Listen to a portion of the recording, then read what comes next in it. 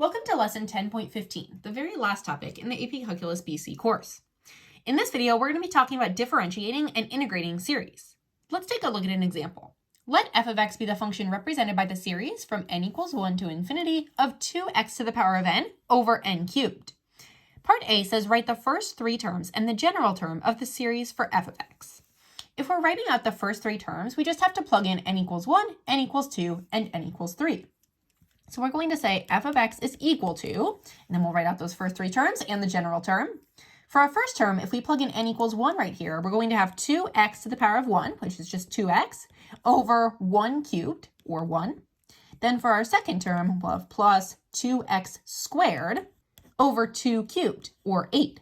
For the third term, we'll plug in a 3, so we'll have 2x cubed over 3 cubed, which is 27. Then we write down our general term at the end. So we say plus 2x to the power of n over n cubed. That's our rule that we were using. Now we can do a little bit of simplifying here. That might make our work in these subsequent parts a little bit easier. We would have f of x is equal to 2x, 2/8 is 1/4, so plus 1/4 x squared. Then 2 over 27, I'm just going to leave that as 2 27ths because we can't simplify that. Then we have an x cubed on there. And our general term is plus 2x to the power of n over n cubed. Part B says write the first three terms and the general term of the series for f prime of x. So we went from working with f of x to working with f prime of x. There is a very, very easy way to do this, and it just involves taking the derivative of each of these terms, including the general term. If we're finding f prime of x, we first take the derivative of this 2x, which is just a 2. Then we take the derivative of 1/4 x squared, which is going to be, let's see, that would be 1/2 times x. Then we take the derivative of 2 27ths x cubed, which is going to be 2 27ths times 3 x squared. Then when we take the derivative of the general term, this is what a lot of people think is the hardest part. But all that we have to do is just look at where our x is, and that is the portion that we take the derivative of. Everything else is really going to stay the same. We don't take the derivative of this n, we don't take the derivative of the 2. So the 2 and the n cubed are going to stay there. If we're taking the derivative of x to the power of n, how do we do that? Well, if we had something like x cubed, what we would do is we would just throw the power out to the front, so we'd have 3x, and then we drop the power by 1. So we're going to model that with an n up here. So the derivative of x to the power of n is going to be n times x to the power of n minus 1. That is all going to be over n cubed. Remember that the n's don't change. Then on our next line, we can just do a little bit of cleanup, both in our terms and the general term. And then this is going to be 6 over 27. If we divide top and bottom by 3, that would get us 2/9. So we'll have 2x squared over 9. Then when we get our general term, the one that we can clean up here is if we have n over n cubed, we can make that just a single n squared in the denominator. So we'd have plus 2 times x to the power of n minus 1 over n squared. And that's it. That is the series for f prime of x. All right, now let's try part C. And in this part, we're going to be integrating instead of deriving. It says let g of x be equal to the integral from 0 to x of f of t dt. Write the first three terms and the general term of the series for g of x. So for g of x, we know that g of x is equal to the integral from 0 to x of f of t dt. Instead of just writing f of t, I'm going to write out this original series for f of x that I got up in part A with t's in place of the x's. So I'll have 2t plus 1/4 t squared plus 2 27ths t cubed plus ... and then don't forget that general term. We have plus 2t to the power of n over n cubed. Now, if we're trying to integrate this, and remember, don't forget to stick the dt on the end, what we're going to do is we're just going to go through and integrate every single term here to find the antiderivative. The antiderivative of 2t is going to be 2t squared over 2. Then we'll have plus 1/4 t cubed over 3 plus 2 27ths t to the 4th over 4. Then when we integrate the general term, just like when we were doing our derivative, we do not mess with the 2 and the n cubed. We only mess with the x, or in this case, it's a t, so we're just going to be messing with the t. The 2 and the n cubed are going to be staying the same. So we'll have 2 over n cubed, but then we're also going to be multiplying that by the antiderivative of t to the power of n. Now, if we had something like x to the power of 3, how do we integrate that? If we think about the process behind that, we just add 1 to our power, and then we divide by that n plus 1. So in this case, if we started with t to the power of n, the antiderivative of t to the power of n is going to be t to the power of n plus 1 over n plus 1. Now, don't forget about these bounds here because we still have this 0 and the x. And what we have to do right there, we still have those bounds on there. We're just going to plug in a t and we're going to subtract plugging in a 0. Before we do that, I'm actually going to do a bit of cleanup with this one too. For instance, I'll simplify this one into a t squared. The second term is going to be plus t cubed over 12. The third one we'll do plus 2t to the fourth over, and then I'll just leave that as 27 times 4 because I honestly don't know that off the top of my head. Then we'll do plus ... and then we can clean up our general term too. We'll have 2 times t to the power of n plus 1 over n cubed times n plus 1. And then we still have that 0 and t on there. And then I apologize, this original bound, this should have been 0 to x because those were our original bounds up here. So now let's think about our bounds down here. If we're going from 0 to x, what do we have to do? We just plug in x and we subtract plugging in a 0. We're going to get a 0 for every single thing if we plug in a 0. So we're really just going to plug in an x everywhere that we see a t right here. So we'll have g of x, and g of x is going to be equal to x squared plus x cubed over 12 plus 2x to the fourth over 27 times 4 plus ... And then we also plug in that x everywhere we see a t in our general term. So we have plus 2 times x to the power of n plus 1 over n cubed n plus 1. And that would be the first three terms and the general term of the series for g of x, the integral of that original f of x. The function f is defined by f of x equals the sine of x cubed. What are the first four non-zero terms of the Taylor series for f prime about x equals 0? So this one's a bit different. It's not asking for the Taylor series of f, it's asking for the Taylor series for f prime. First, however, it's going to be really, really helpful if we do find that Taylor series for f. So it looks like this one is starting with a sine of something. So I'm just first going to write out the series for sine of x, the Maclaurin series for sine of x. That's going to be x minus x cubed over 3 factorial plus x to the 5th over 5 factorial minus x to the 7th over 7 factorial, etc.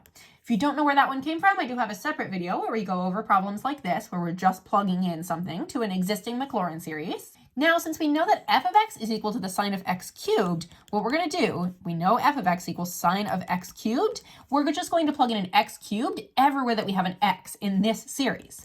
So we'll have x cubed minus x cubed cubed, or x to the 9th over 3 factorial, plus x cubed to the 5th, or x to the 15th over 5 factorial, minus x to the power of 21 over 7 factorial, etc. Now, this is not what it is asking us, and they give us an option for this. Option B, that is this. Don't pick that one. That's the Maclaurin series for sine of x cubed, which is our original f, not the Maclaurin series for this f prime. So what we have to do, if we're trying to find the Maclaurin series for f prime of x, we have to take the derivative of each one of these terms in here. The derivative of this x cubed would be a 3x squared. Our next derivative is going to be minus 9x to the power of 8 over 3 factorial. Our next derivative, let's see, x to the power of 15 on top, that would be plus 15x to the power of 14 over 5 factorial. And then lastly, we would have minus 21x to the power of 20 over 7 factorial. Now we can see that the Taylor series for f prime about x equals 0, that matches answer choice D. These are the same exact terms that we got. Therefore, choice D is our correct answer. Let f be the function with f of 0 equaling 0 and derivative f prime of x equals 1 over 3 minus x. Which of the following is the Maclaurin series for f? It's going to be hard to come up with the Maclaurin series for f here without knowing the Maclaurin series for f prime, because they only really gave us like substantial information about f prime right here. Since this is a rational function and it looks like it's in the format a over 1 minus r, we're going to try to transform that into a geometric series from n equals 0 to infinity of a times r to the power of n. This was covered in the previous video, lesson 10.14 part 2. So if you're unsure about this specific topic, this a over 1 minus r stuff, go check out that video before coming back to this problem. In this case, they gave us 1 over 3 minus x. And we need to get 1 over 3 minus x into the format a over 1 minus r if we want to get that as a geometric series. 1 over 3 minus x, if we multiply the top and the bottom by a 1/3, that's going to get us to the point where we have a 1 right here. 1 times 1/3 on the top makes a 1/3. Then on the bottom, 3 times 1/3 makes a 1, and then we have negative x times 1/3, or minus x over 3. From there, we can see that a is going to be equal to 1/3, and r is going to be equal to x over 3. Now we can come up with our Maclaurin series for f prime of x. So we'll say f prime of x is equal to, and then we're going to rewrite this a and r. We're going to write it in this series format. So the series from n equals 0 to infinity of our a, which is 1/3, times r, which is x over 3 to the power of n. And then let's write out a few terms of that series. If we plug in n equals 0, we're just going to wind up with a 1/3. So 1/3 would be our first term. Then for a geometric series, you can either think about multiplying each term by x over 3 to get to the next term, or you can just think about plugging in n equals 1 and then n equals 2. Our next terms will wind up being x over 9 because we multiply this by x over 3. Then if we multiply this by x over 3 again, we're going to get plus x squared over 27. Multiply that by x over 3 again, and we will get x cubed over 81. And that pattern is going to continue. Now, this is the Maclaurin series for f prime, not the Maclaurin series for f. If we're trying to find the Maclaurin series for f, we're going to have to take the integral of f prime of x dx, because that is going to get us our plane f of x plus some constant. So now I'm going to take the integral of that f prime. Now instead of writing f prime of x, I'm going to write this, my 1/3 plus x over 9 plus x squared over 27, etc. And that all has a dx on the end. Now I need to think about integrating each term of this series. So if I integrate 1/3, that's just going to produce a 1/3 x. If I integrate x over 9, that's going to be plus x squared over 2 times that original 9 in the denominator. For x squared over 27, we'll have plus x cubed over 3 times that 27. For x cubed over 81, that would be x to the 4th over 4 times 81. And then keep in mind, we still need that plus dot dot dot and our plus c on the end, because we do have that constant on there still. Now, we know that this is going to be equal to our f of x. Now, if I go through and clean up what's in these denominators, I'm going to have f of x is equal to x over 3 plus x squared over 18 plus x cubed over 81 plus x to the 4th over 324, just simplifying all of these. And then I'm still going to have that plus dot dot dot plus c on the end. So how do I figure out what that c is? Well, we know that f of 0 is equal to 0. So we can say f of 0 is equal to 0, and then f of 0, we know that f of 0 can be produced if we plug in a 0 for every x that we have up here. So this would be 0 over 3 plus 0 squared over 18, and all of these terms are going to cancel out and make a 0 except the c, because we don't have an x in that c. So here we know that 0 is equal to c. So that solves that problem. We don't even need to write anything on the end there if c is equal to 0. This means that our regular f of x is going to be x over 3 plus x squared over 18 plus x cubed over 81 plus x to the 4th over 324, etc. We'll do that plus dot dot dot on the end. This matches answer choice A. Therefore, choice A is our correct answer. Let's try one more multiple choice question where we're given an initial condition and we have to do some integrating, because I know that those can be kind of tricky. Let f of x be a function such that f prime of x equals the sine of x squared. It is known that f of 0 equals 0. What is the Maclaurin series for f? If we're trying to find the Maclaurin series for f, we're probably first going to want to find the Maclaurin series for f prime. That's going to make our work a little bit easier. We know that f prime is equal to the sine of x squared. Now, I also know if I'm using sine as my template, the Maclaurin series for sine is x minus x cubed over 3 factorial plus x to the 5th over 5 factorial minus x to the 7th over 7 factorial plus dot dot dot, and then that one would continue. So if we're coming up with f prime of x, which is the sine of x squared, all we do is we replace every x in this original Maclaurin series with an x squared. So that would be x squared minus x to the 6th over 3 factorial plus x to the 10th over 5 factorial minus x to the 14th over 7 factorial plus dot dot dot. Now, this is not what we're trying to find, because this is the Maclaurin series for f prime, but we're trying to find the Maclaurin series for f. We can find f from f prime if we take the antiderivative of f prime of x dx. That's going to be equal to f of x plus c, some constant. So let's take the antiderivative, but instead of writing f prime of x right here, I'm going to write my Maclaurin series for f prime of x, which is going to be x squared minus x to the 6 over 3 factorial. And actually, it might be easier if I write this as negative 1/6 instead of over 3 factorial, just because when I'm integrating, I like to have fractions instead. So we'll have minus 1/6 x to the 6th plus 1/120th x to the 10th minus 1 over 5,040 x to the 14th plus dot, dot, dot. And then I need that dx because I'm trying to anti-differentiate. Now I'll actually do the integration. Antiderivative of x squared is going to be x cubed over 3. Antiderivative of this next term, we'll leave the 1/6 out here, but then for x to the 6th, that's going to be x to the 7th over 7. Then we'll have plus 1/120th times x to the 11th over 11. And it looks like they only give us 3 terms for all of these options, so this is actually where I'm going to stop. I'll include the remainder of those terms in that plus dot, dot, dot. Now, we know that this thing is equal to f of x plus c, some constant. So we got that this is equal to, this is the f of x portion, but then we also need that plus c on there. However, we also know that f of 0 is equal to 0. So if we have f of 0 and that's equal to 0, f of 0 means that we plug in a 0 for every single x up here. And if we do that, all of these terms except the c are going to cancel. So we're just going to be left with f of 0 equals 0, which is equal to c. That means that our f of x is really equal to these terms with the plus dot, dot, dot, but not including the plus c because we know c is equal to 0. So f of x is equal to x cubed over 3 minus x to the 7th over 6 times 7, or 42. Plus x to the 11th over, and then that would be 1,320 plus dot, dot, dot. Then we can look up and see which answer choice this matches, and it looks like that is going to be choice B. Let's try a free response question involving this topic. This question starts with some derivative values of f. It says a function f has derivatives of all orders for -1 less than x less than 1. The derivatives of f satisfy the conditions above. The Maclaurin series for f converges to f of x for absolute value of x less than 1. Part A says show that the first 4 non-zero terms of the Maclaurin series for f are x minus x squared over 2 plus x cubed over 3 minus x to the 4th over 4, and write the general term of the Maclaurin series for f.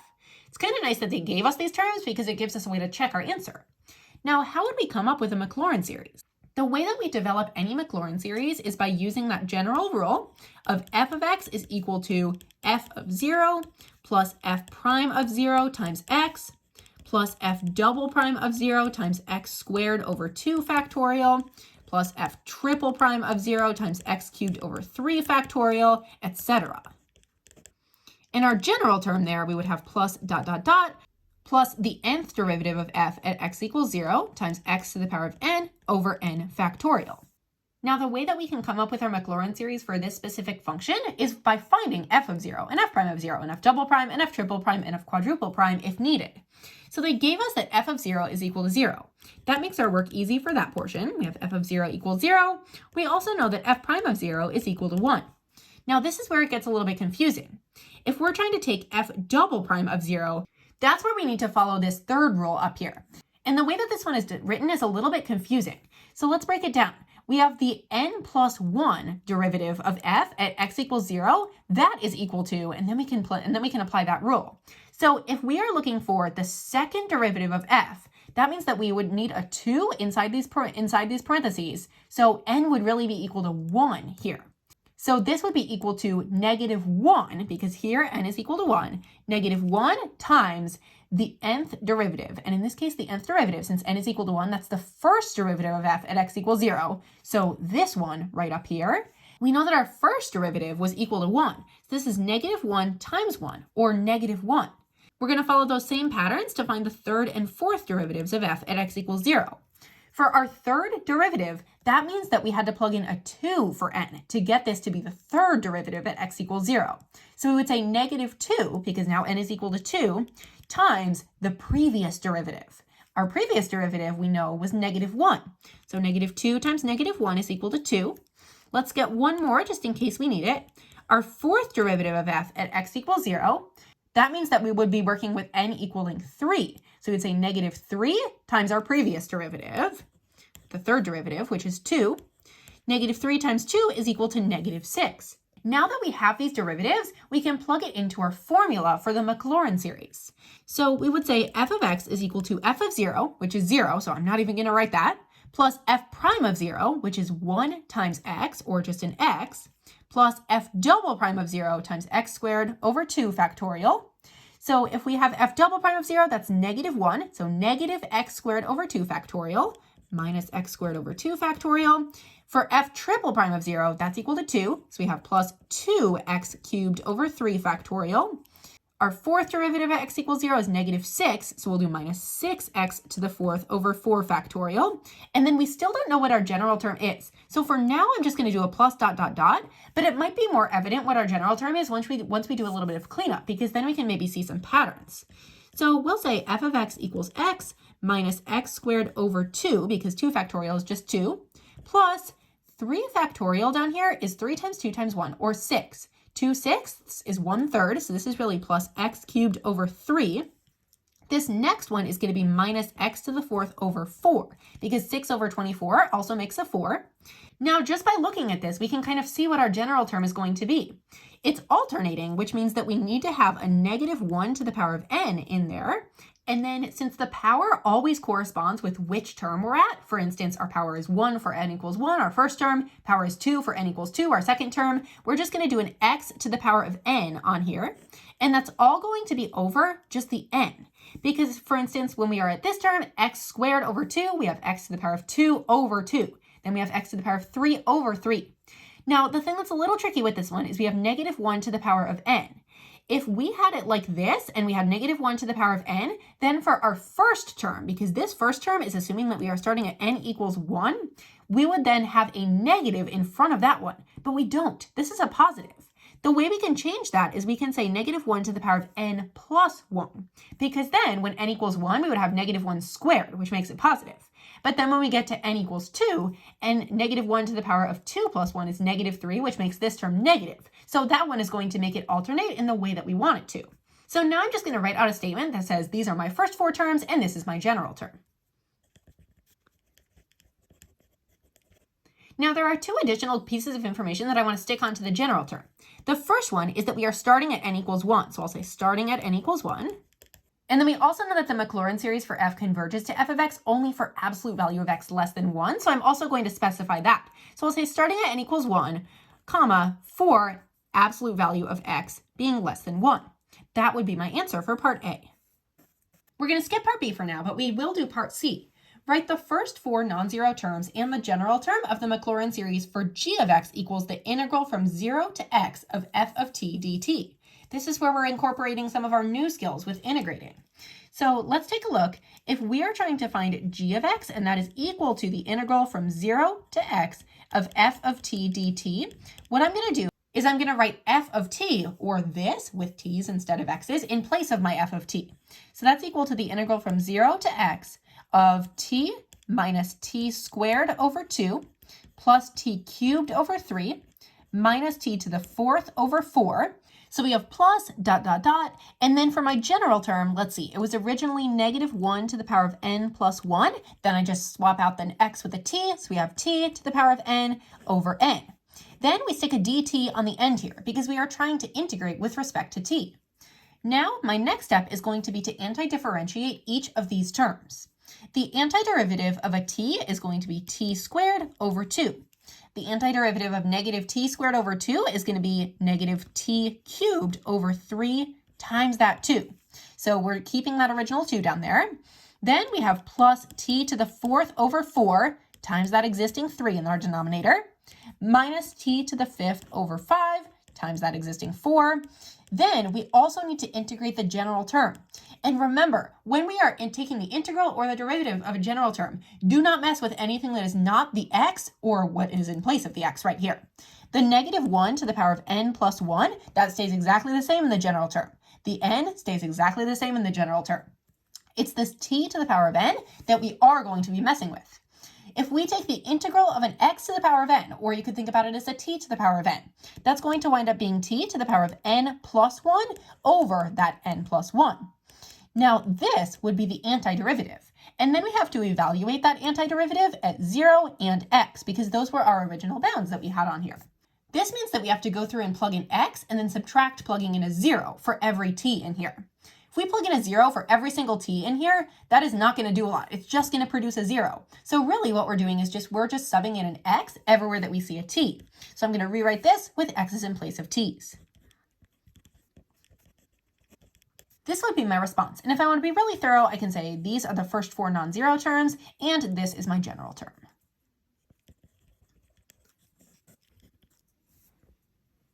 If you want more FRQ practice on series and Taylor series and Maclaurin series and other series FRQ questions, I will be making a separate video where we just run through a whole bunch of free response questions with content from the last half of chapter 10.